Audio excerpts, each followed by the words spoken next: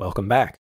We will begin our discussion of confidence intervals here in Olympia, Washington, where people are known to whirl fire about in the streets.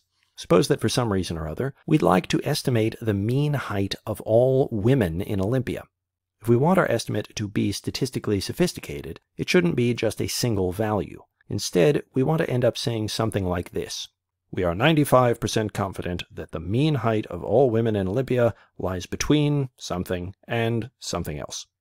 An estimate of this sort is called a 95% confidence interval. Let's get started.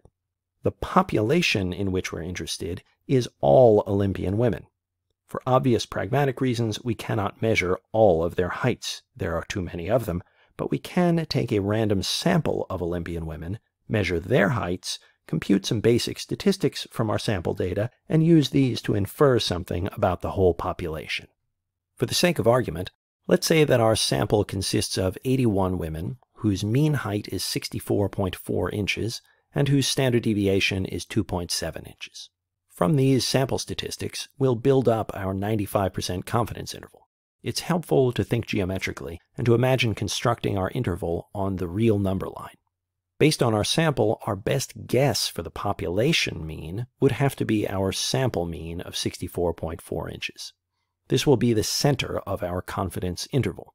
From there, we're going to reach out our arms a bit on each side and ultimately say that we're 95% confident that the population mean lies somewhere in this resulting interval. Thus, to estimate the population mean, we're using the sample mean plus or minus some margin of error.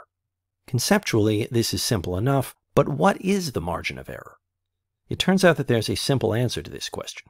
For a 95% confidence interval, the margin of error will be 2 standard errors, provided that the sample size is large. Large enough, that is, to kick in the central limit theorem. I will explain why this is true shortly, but first, let's put this to use in the problem at hand. We're constructing a 95% confidence interval for the population mean of women's heights in Olympia. Our sample mean was 64.4 inches, so that will be the center of our interval. As for the margin of error, I've just told you that for a 95% confidence interval, this will be 2 standard errors. We know from the previous lecture that the standard error of the sample mean, which is what we're dealing with here, is the standard deviation over the square root of the sample size. In our case, this is 2.7 over the square root of 81.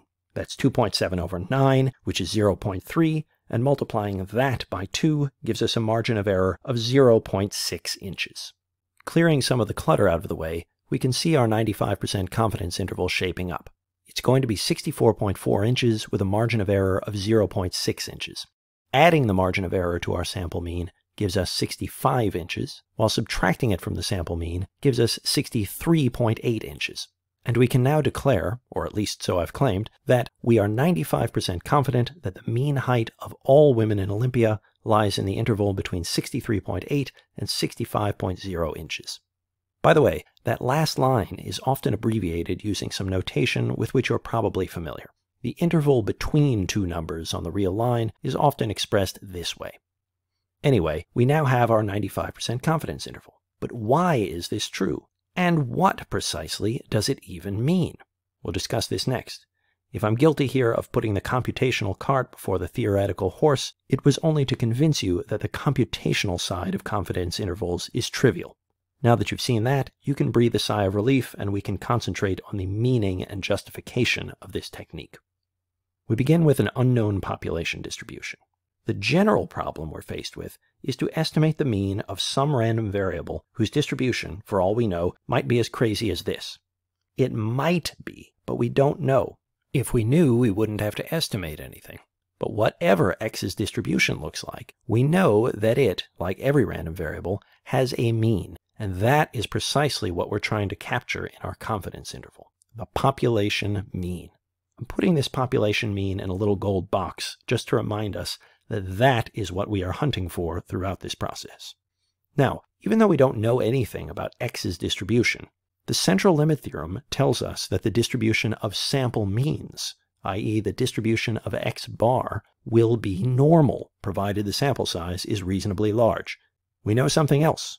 We know the mean of x bar, the center of this bell, is the mean of x itself. Aha! The bell ushered in by the central limit theorem is centered on the very thing that we are seeking. Now remember, we don't get to see this distribution of x bar in practice. What we're looking at right now is a kind of God's eye view of the process. We just get one single value from the x bar random variable, namely the mean of our particular sample. We have no way of knowing if our sample mean is above the true population mean, or if it's below the population mean, or if by dumb luck our sample mean is exactly equal to the population mean. We cannot know this. What we do know is that since x bar is normally distributed, then within 2 standard errors of its mean, we'll get about 95% of the data.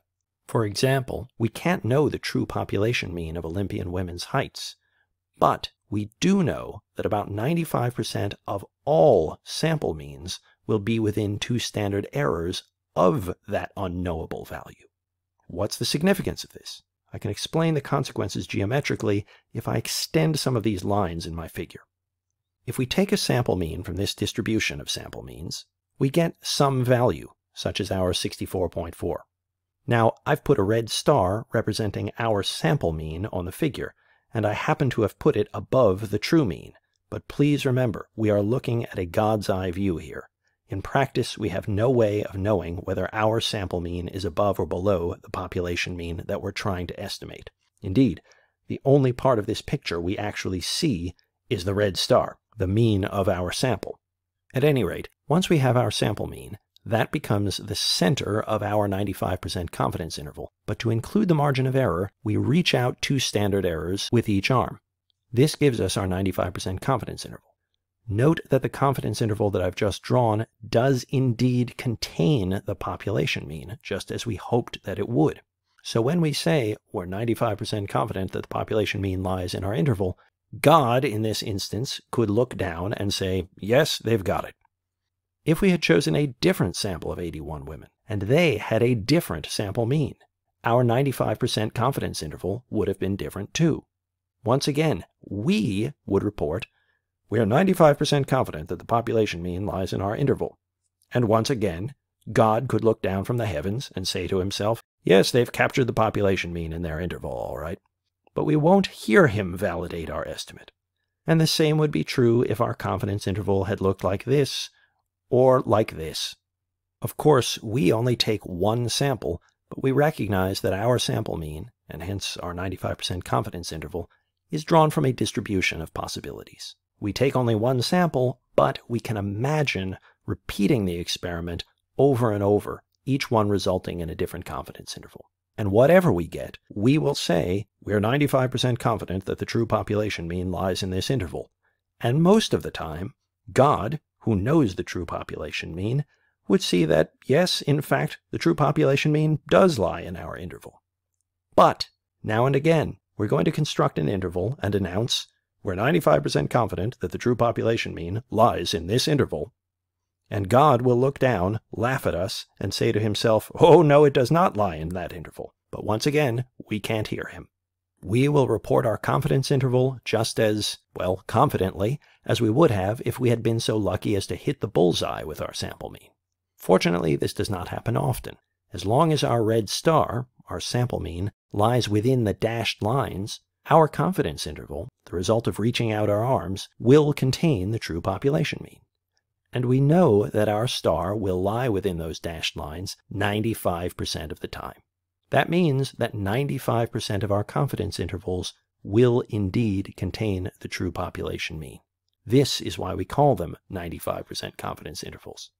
The 95% tells us how much faith we should put in the method. To sum up, our method for constructing a 95% confidence interval captures the population mean 95% of the time. And our method, of course, is to start from the sample mean and reach out 2 standard errors in each direction. A few thoughts. First, it is remarkable that even though we have no way of knowing the actual population mean, we do know that this method will produce an interval that most of the time, 95% of the time, will capture it.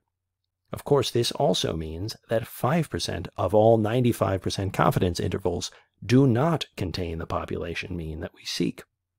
Second, while 95% confidence intervals are probably the most common, you can set the level of confidence somewhere other than 95%.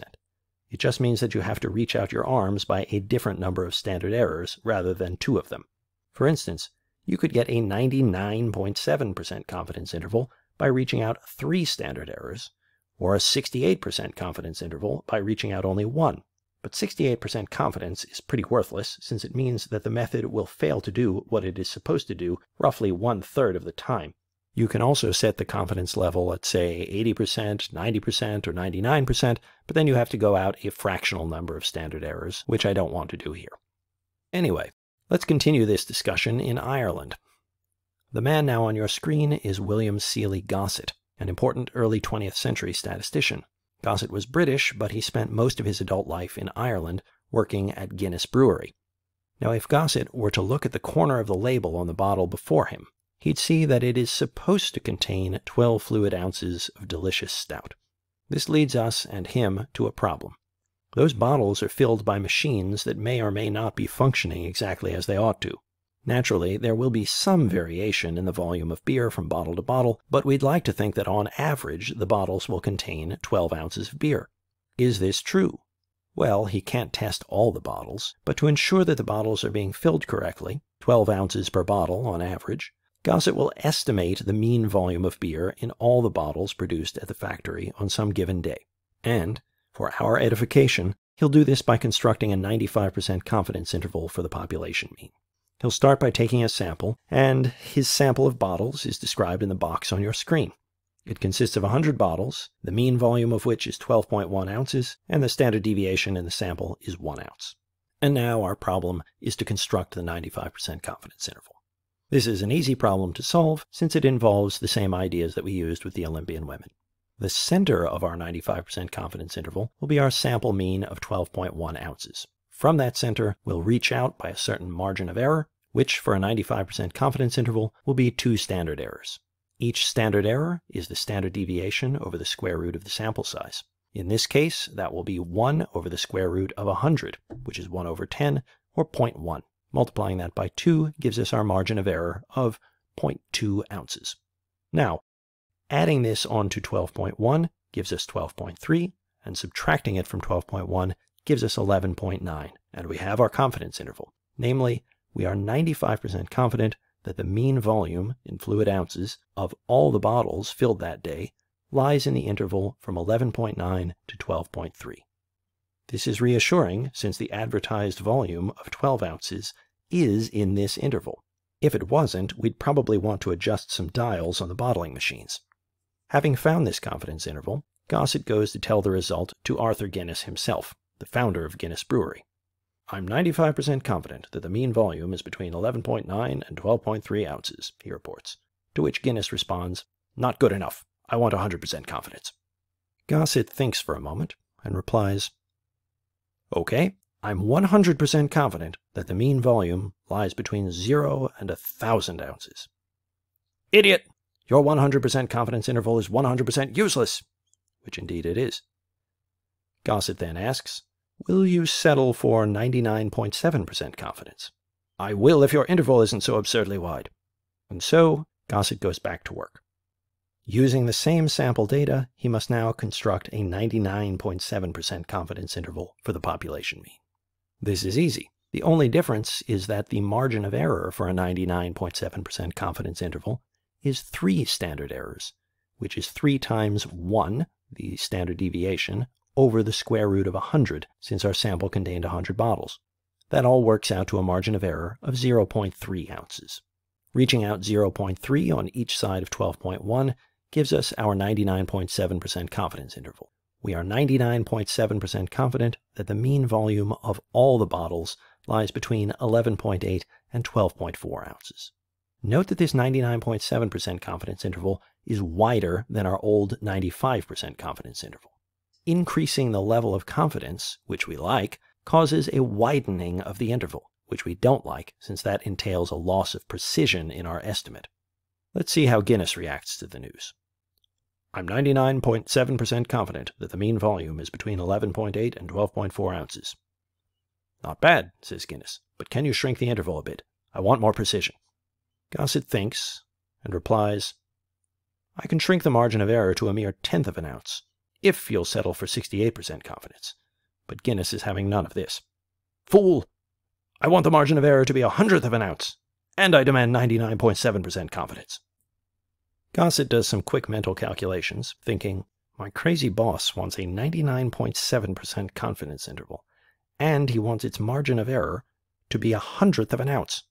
But the margin of error for a 99.7% confidence interval is 3 standard errors, which is 3 standard deviations over the square root of the sample size. Now, if I were to try to satisfy Guinness's unrealistic whims by starting over with an entirely new sample, its standard deviation will presumably still be in the neighborhood of 1 ounce. Aha! Now I've got an equation whose only unknown is the sample size. So solving this equation will tell me how large the sample would have to be to meet Guinness's crazy demands. To solve this, I just need to isolate n on one side of the equation, and that's easy. First, we'll simplify the right-hand side. Now to get rid of the fraction, we'll multiply both sides by square root of n. Dividing both sides by 0.01 yields square root of n equals 300. Finally, to get rid of the square root, we'll square both sides, which gives us n equals 90,000. Oh boy, he isn't going to like this. And so, in response to Guinness's demands, Gossett says, for that, we'd need to test 90,000 bottles in a new sample. Over my dead body, shouts Guinness. I can't sacrifice 90,000 bottles for this. To which Gossett calmly replies, then it can't be done. You can't play fast and loose with algebra, Mr. Guinness. After a few moments of silent displeasure, Guinness speaks. You win, Gossett. I'll settle for your original estimate. I appreciate its efficiency now, seeing that it required just 100 bottles. And Gossett wins the day. Let's summarize the trade-offs involved in confidence intervals. Increasing our confidence level, for example, from 95% confidence to 99.7% confidence, is something we like, but it widens the confidence interval, meaning that we have less precision in our estimate, which is something we decidedly don't like. But we can shrink the confidence interval, thus gaining precision, which we like, by increasing the sample size. This works because a larger sample size gives us a smaller standard error. Now, increasing the sample size gets a sideways thumb. In some circumstances, it might be a reasonable thing to do, and in others, it might be too costly, too difficult, or just impractical. So much for confidence intervals. The last thing I'll mention is that confidence intervals are not just for population means. You can construct confidence intervals to estimate all sorts of population parameters. For example, if we want to estimate what proportion of American voters will vote for candidate X in the next presidential election, we might find that in a sample of voters, 42% of people intend to vote for candidate X. We can then turn this into a 95% confidence interval by adding and subtracting 2 standard errors of the sample proportion. There's a simple formula for that, which we won't need in here, but the point is that the general process is the same. The next time you see polling results, look closely at the fine print, and you should see a margin of error, 42% with a margin of error of 3%, or some such thing. And now you know at least roughly where this comes from. That's all. Have a nice day.